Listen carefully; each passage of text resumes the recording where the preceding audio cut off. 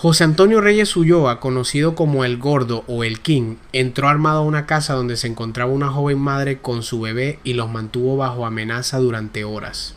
Afuera, la policía rodeaba la vivienda mientras él exigía la presencia de la prensa y de un sacerdote para entregarse.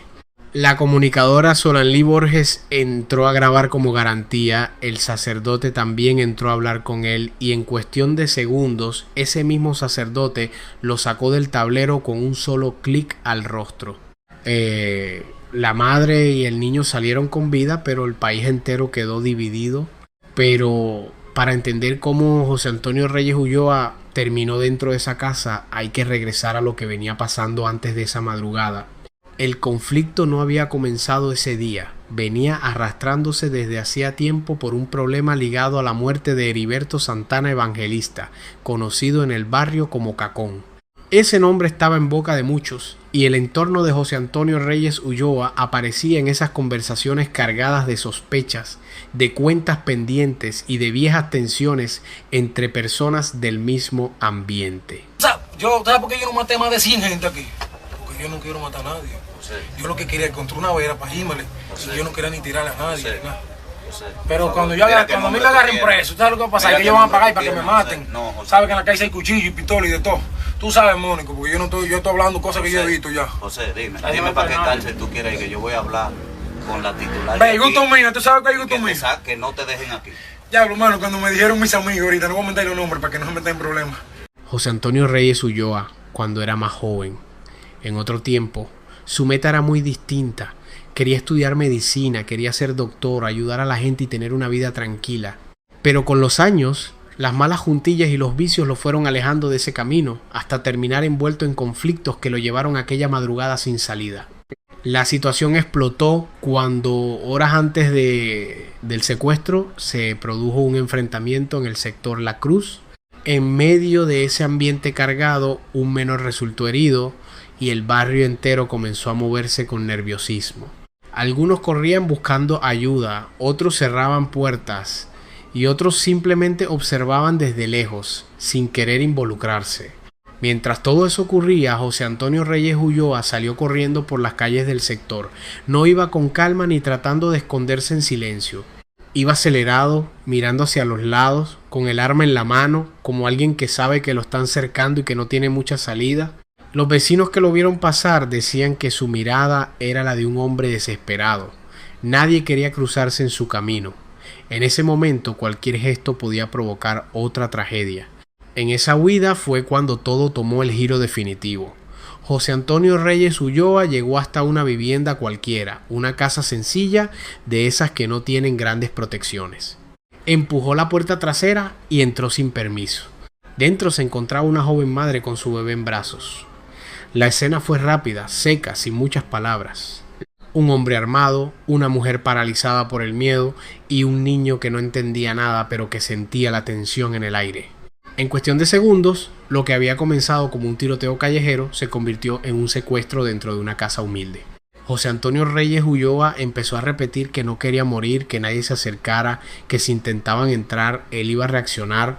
Afuera, los vecinos comenzaron a llamar a las autoridades. Algunos seguían pendientes del menor herido, otros se concentraban en la casa donde la mujer y el bebé habían quedado atrapados. La policía llegó y rodeó la vivienda. No podían entrar sin pensar primero en el niño. Cada paso debía ser calculado, cada palabra medida. Desde dentro, José Antonio Reyes Ulloa comenzó a exigir condiciones. Repetía que quería prensa y que quería un sacerdote. Decía que si veía lo que pedía, saldría sin hacer daño. Y así, en medio del silencio de la madrugada, el barrio entero quedó detenido en una sola escena.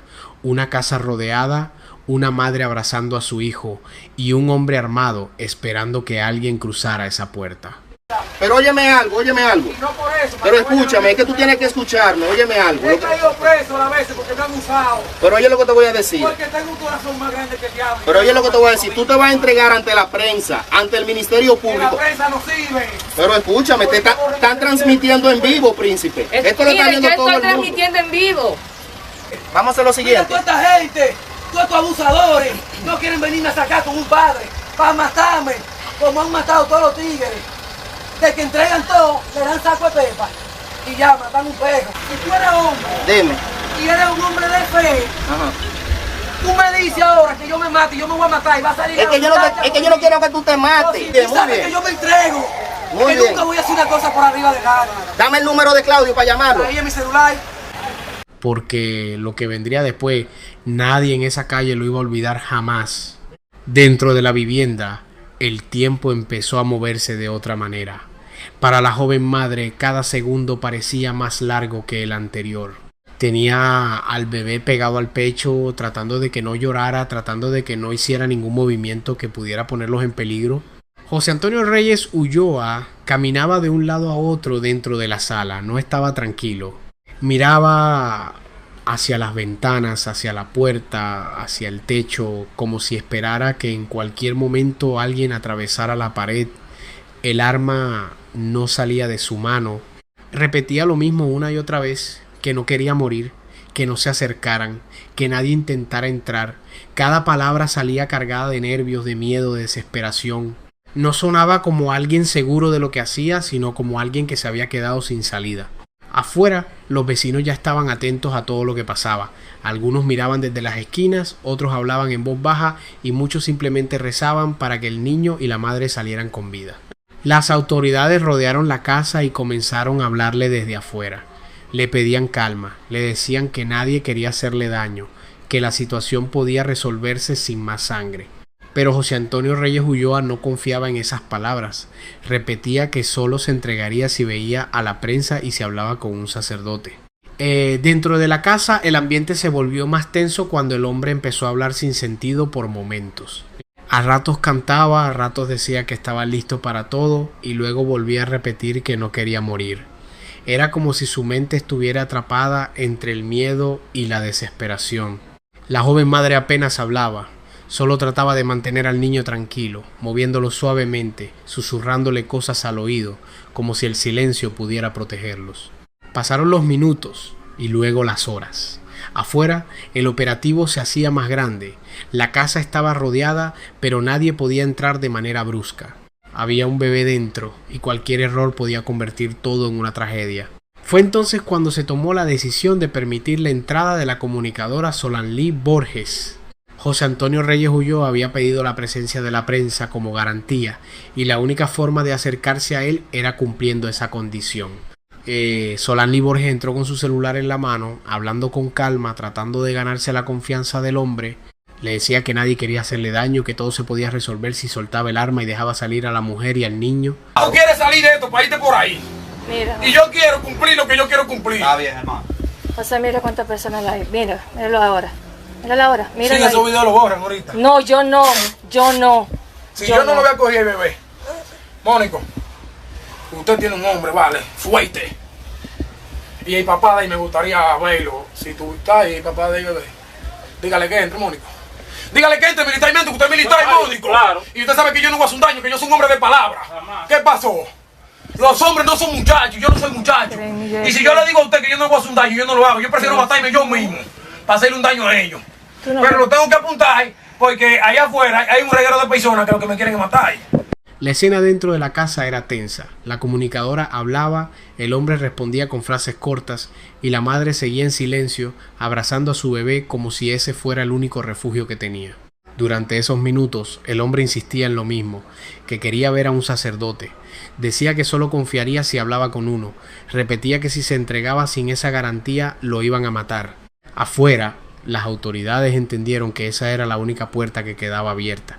Si él quería un sacerdote, entonces se le enviaría uno.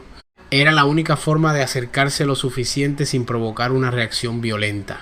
Y así, mientras el barrio entero observaba desde la distancia, se preparaba el momento más delicado de toda la historia.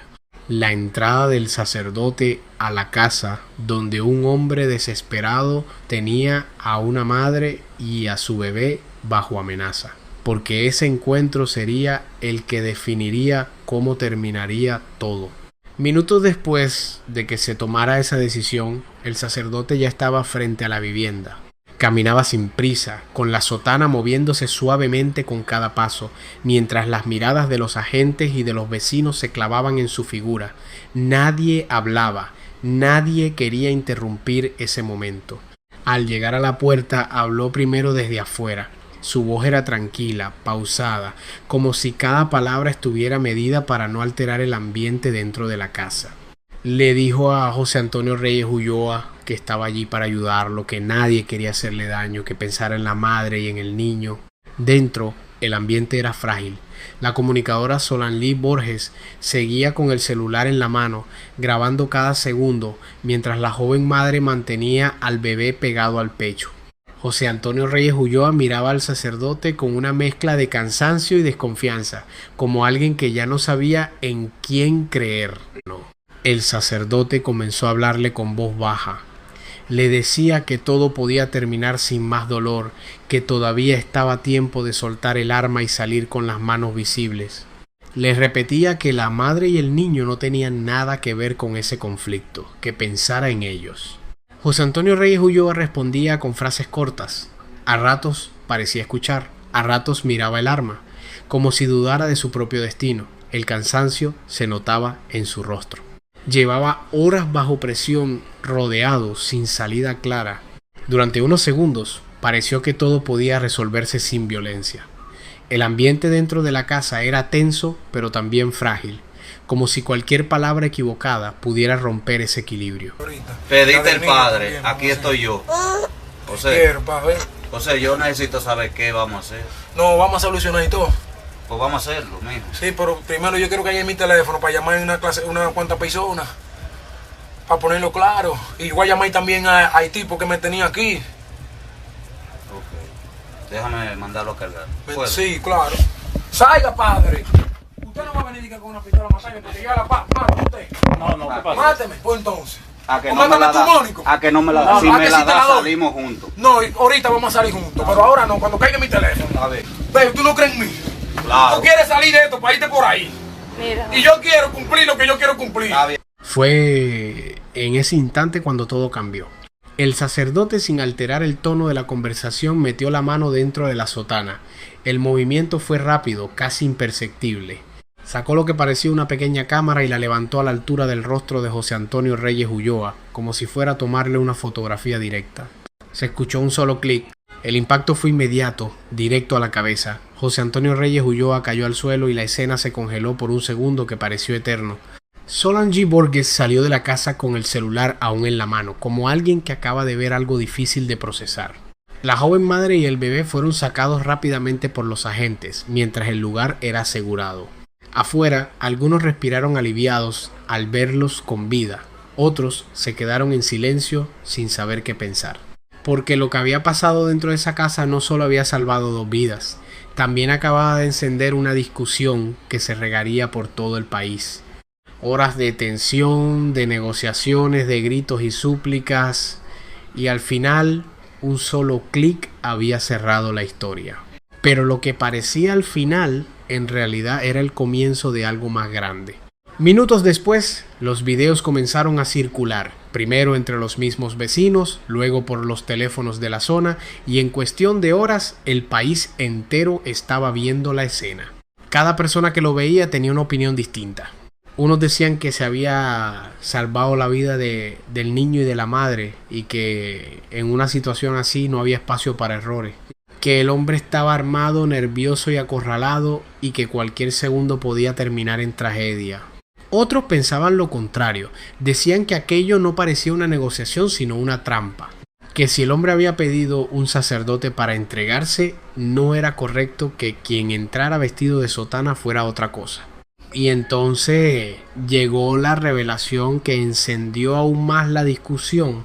El sacerdote que había entrado a la vivienda no era un sacerdote real. Era el teniente coronel Santolora Báez, un oficial de la policía que formaba parte del operativo. Aquella figura de sotana que parecía traer calma, en realidad era parte de la estrategia para acercarse lo suficiente. Cuando ese dato salió a la luz, el debate se volvió más intenso. Líderes religiosos, ciudadanos y comentaristas comenzaron a hablar del caso. Algunos calificaron el acto como una falta de respeto a la figura del sacerdote. Otros defendían la decisión diciendo que lo importante era que la madre y el bebé estaban vivos. Las autoridades anunciaron una investigación interna para revisar lo ocurrido. El nombre del oficial comenzó a circular junto al del hombre muerto y poco a poco fueron saliendo a la superficie otros datos que rodeaban el caso. Se habló de conflictos anteriores, de disputas por territorios ligados al negocio de sustancias prohibidas y de varios hechos violentos que venían ocurriendo en la zona. El nombre de Heriberto Santana Evangelista, conocido como Cacón, volvió a sonar con fuerza y con él las sospechas que rodeaban a varios involucrados. El caso dejó de ser solo un secuestro frustrado. Se convirtió en una puerta que abrió conversaciones sobre viejos conflictos, sobre muertes sin resolver y sobre la manera en que se estaban manejando ciertas operaciones. Con el paso de los días, el oficial fue separado de sus funciones mientras se investigaba el procedimiento. También comenzaron a salir señalamientos que lo vinculaban con ambientes oscuros, lo que terminó de alimentar la polémica alrededor de todo el caso. Lo que ocurrió aquella madrugada en Cotuí no solo fue el final de una persecución, fue el punto donde se cruzaron varias historias. Un conflicto por un muerto conocido como Cacón, un menor herido horas antes, una casa convertida en escenario de tensión, una periodista grabando, un sacerdote entrando y un clic que terminó con todo. Pero lo que realmente quedó en la memoria del país no fue solo ese instante, sino la pregunta que siguió dando vueltas en las calles, en los programas de radio y en las redes sociales. ¿Era la única forma de salvar esas vidas o esa historia pudo haber tenido otro final? En los días siguientes, la historia no se enfrió. Al contrario, empezó a crecer como una bola de nieve. Cada día salía un dato nuevo, un nombre nuevo, una acusación nueva. Aquella madrugada no había sido un hecho aislado, sino la punta de algo mucho más grande. Primero vino la revelación que ya había encendido la polémica. El sacerdote que entró a la casa no era sacerdote, era el teniente coronel Santolora Báez, el hombre que había entrado vestido de sotana, el que habló con calma, el que dio el clic final. Su nombre comenzó a sonar con fuerza y con ese nombre empezaron a salir otras historias. Señalamientos de operativos cuestionados, denuncias de abusos, acusaciones de vínculos con ambientes ligados al negocio de sustancias prohibidas. Todo eso empezó a circular junto al video del hecho. Mientras tanto, el otro hilo de la historia también se movía. El nombre de Heriberto Santana Evangelista, conocido como Cacón, volvió a salir en las conversaciones. El conflicto que había arrastrado a José Antonio Reyes Ulloa hasta esa madrugada no era algo pequeño. En medio de las investigaciones, las autoridades realizaron operativos y allanamientos ligados a ese entorno. Fue ahí donde comenzaron a aparecer otros elementos que inquietaron aún más al barrio. Se hablaba de cuerpos encontrados, de zonas donde se habían escondido cadáveres, de cuentas pendientes que nadie había querido tocar hasta ese momento. Lo que parecía un solo hecho terminó conectando con otros. Al mismo tiempo, la figura de la comunicadora Solanlí Borges también quedó marcada por el caso. Su imagen saliendo de la casa con el celular en la mano se volvió una de las escenas más comentadas. Excuse, porque él no iba a hacer daño ni a él, ni a ella, ni al niño. Y decía, no me refiero ni a ti ni a ti. Me señaló a mí con el dedo, ustedes lo ven, y señaló al comandante. Le dijo, es a ti. No estoy hablando, no le estoy diciendo por usted y ustedes. Entonces, ¿qué quiso decir con eso? ¿Vieron el tiempo? Eso fue entonces nosotros llegando y que lo mataron, fue. ¿No vieron el tiempo que duramos ahí? Cuando el comandante sale a buscar el teléfono, a ver. Muchos la elogiaron por haber entrado en medio de esa tensión. Otros criticaron que una periodista estuviera dentro de una situación tan peligrosa, pero el debate principal seguía girando alrededor del oficial. Santolora Báez fue separado de sus funciones mientras se revisaba el procedimiento. Organismos de derechos humanos hablaron del caso, se mencionaron investigaciones internas y poco a poco el nombre del oficial comenzó a aparecer ligado a otras denuncias y a otros señalamientos. La historia, que comenzó con un hombre huyendo por las calles de Cotuí, terminó destapando una red de conflictos, de muertos sin resolver y de operaciones cuestionadas. Nada era tan simple como parecía en aquel primer video.